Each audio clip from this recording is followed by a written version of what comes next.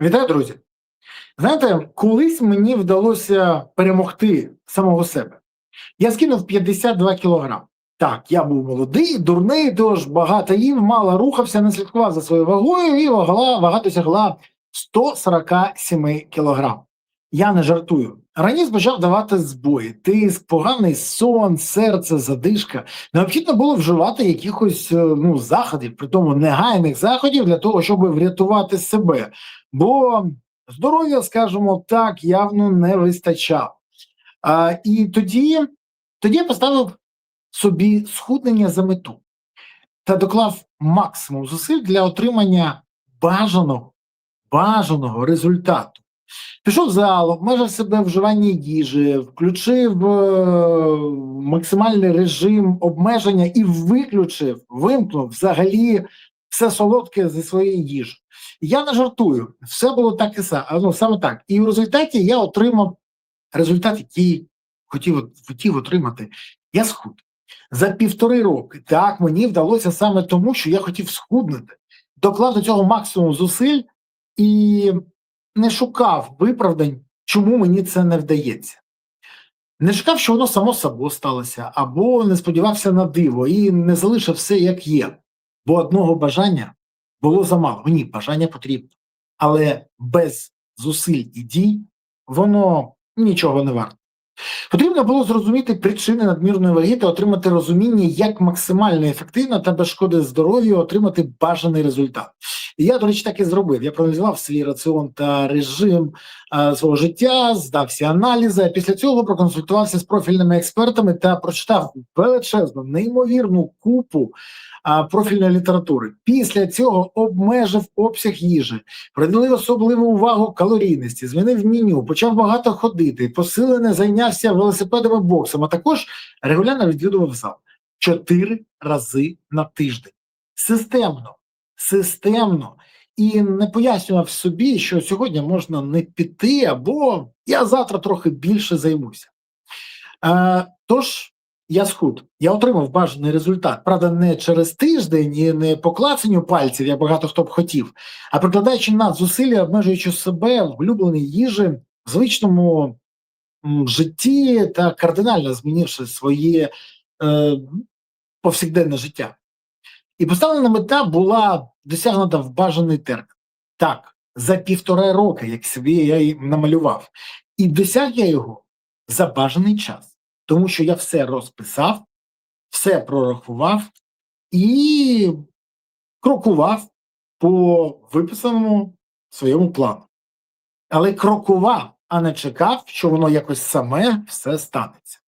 І саме тому, коли я чую сьогодні про бажання чиновників та політиків від влади побудувати завод Рейнметал, запустити вже негайно виробництво ракет Петріот, створити 3000 ракет до кінця 2025 року, демобілізувати частину військових вже до кінця цього року, повернути біженців в Україну, вирішити проблему мобілізації СЗЧ, підняти зарплату на ЛБЗ до 400 тисяч гривень на місяць, змінити ситуацію в Україні на краще та випити каву в Криму. Але окрім гучних обіцянок не бачу ані реальних кроків для реалізації, ані дій для досягнення результату, то розумію, чому у нас така херова ситуація в країні зараз. Бо вони чекають, що це зробить хтось інший, що воно саме станеться, що зірочки складуться, що вони мають право на помилку, а результат отримається якось сам. Або вони його переб'ють іншим інформаційним повідомленням. І знаєте, нічого в них не виходить. Ситуація тільки погіршується. Тому що без аналізу ситуації, без виявлення проблеми, без зрозуміння, як її вирішити, та без дій, які дадуть бажаний результат, неможливо досягнути мети. Неможливо. Навіть якщо дуже хочеш. Але якщо нічого не робиш, нічого не отримаєш. Одного бажання та гучних заяв замало, підготовленого інтерв'ю чиновників та красивих інфографіків теж замало. Важливо, щоб були не лише ті, хто ставлять плани, а ще й ті, хто можуть їх реалізувати. А от тут у нашої влади відверта проблема, тому що 5-6 успішних менеджерів вже отримали не результат, а підозри в корупції. А Кабмін – це ті ж самі виконавці волі Зеленського, хоча дехто на нових посадах. І коли нам показують красиві інфографіки і кажуть, з 1 липня буде реформа ТЦК, але потім забувають її започаткувати. Або коли кажуть, ми починаємо реформу армії і 400 тисяч на ЛБЗ, але потім забувають про те, що грошей в бюджеті немає, а ще й витрачають гроші на зарплати з вересня по грудень на дрони, і зараз нема цих грошей. Так, це мова про нашого геніального реформатора Федорова. Бо люблять розповідати про його реформи, але чомусь ніхто не може показати, а не реалізацію реформ, а не, ну, як би скажемо так, те, що він їх навіть не започаткував. Тільки оголосив. Гарні реформи, але без реалізації вони ніщо. Це як бажання схуднути, коли бажання є, а зусилля не прикладаються. І якщо вони, ці люди, разом, до речі, з Федоровим, не змогли отримати результат, то не варто розраховувати на диво, що вони чогось досягнуть зараз. Тому в мене лише 3 питання до нашої влади.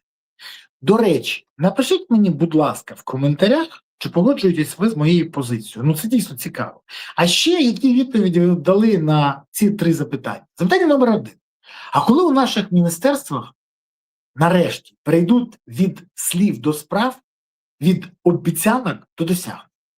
Друге, коли у міністерствах з'являться не лише лояльні ОПЕК-корупціонери та смотрячі за грошима, а й або покірні виконавці волі Зеленського, а ще ті фахівці, які зможуть знайти рішення та зможуть їх реалізувати. Бо поки їх немає. Всі пам'ятаєте, як нещодавно Зеленський волав: я дізнався, що ми не отримали ракети для Петріот, тому що з нашого боку технічну документацію не оформили, договори не підписали. Це проблема наших чиновників. Я їх звільню.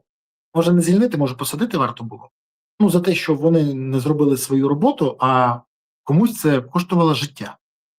Бо якщо не було ракет, не змогли врятувати людей. Бо ті, хто призначений Зеленським, не можуть досягнути результату. І третє питання.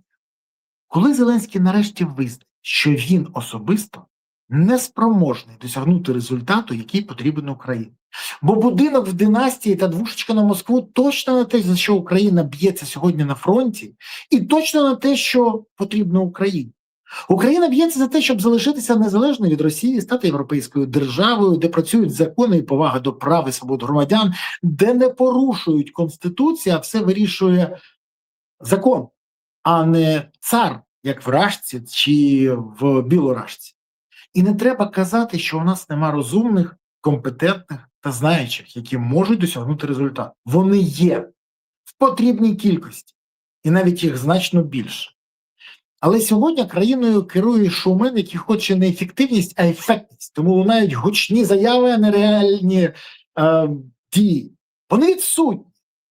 І, до речі, замість реалізування ефективних рішень ми спостерігаємо нові обіцянки. Пам'ятаєте, нещодавно заяви: ми от починаємо виробляти ПАК-3 для Петріотів. Зеленський виходить і каже: у нас гарні переговори були по Петріотах. Приходить Боїнг і каже: ми не даємо вам дозвіл на головку самонаведення. І про це пише зараз Die Welt, і про це пишуть інші західні ЗМІ. Але про це у нас чомусь не дуже кажуть. Ну, тому що це ж показує, що дійсно відбувається. А у нас люблять піздюкати замість того, щоб робити. Важко працювати і отримувати результат. Бо скинути 52 кілограми навіть за 1,5 роки – це складно. Але можливо. Так, як і отримати результат. Складно, але можливо. Треба просто не піздюкати, а працювати. Бо ці фахівці, які сьогодні у керма країни, відверто не спроможні щось змінити на краще. Якщо б були спроможні, то вони вже зробили. А ця влада спроможна лише на обіцянки і реалізацію корупційних схем. До речі, величезна кількість підозр в корупції, тому у доказі. І останні новини від НАЗК взагалі це лютий треш, коли перевірили 400 декларацій, перші 400 декларацій, 415, в 412 були порушення на майже 2 мільярди гривень. Знайшли фактично 2 мільярди гривень. Я взагалі думаю, що якщо би сьогодні перевірили всі декларації, більше ніж сотні тисяч, там майже там скільки, 300 тисяч повинні перевірити, то знайшли б всі гроші, то Україна б тоді не брала кредит. Україна б тоді брала кредит, Україна б тоді давала кредити сама. От така моя думка. І знаєте, закінчити я хочу цитатою Давіда Бен-Гуріона, одного з батьків-засновників Ізраїлю. Коли фахівець каже, це неможливо, знайдіть іншого фахівця. Подивіться на Ізраїль. І їм вдалося довести це на практиці. Дякую, що дивилися. Дякую, що поставили вподобайки, прокоментували, поширили відео і підписалися. Окрема подяка за те, що ви підтримуєте ЗСУ, донатите на ЗСУ, за те, що ви допомагаєте ЗСУ і приєднуєте ЗСУ. Бо це надважливо. ЗСУ – це запорука того, що Україна є майбутнє. Тож гуртуємося всі навколо потреб ЗСУ, щоб у України було гідне майбутнє. Дякую вам. Па-па.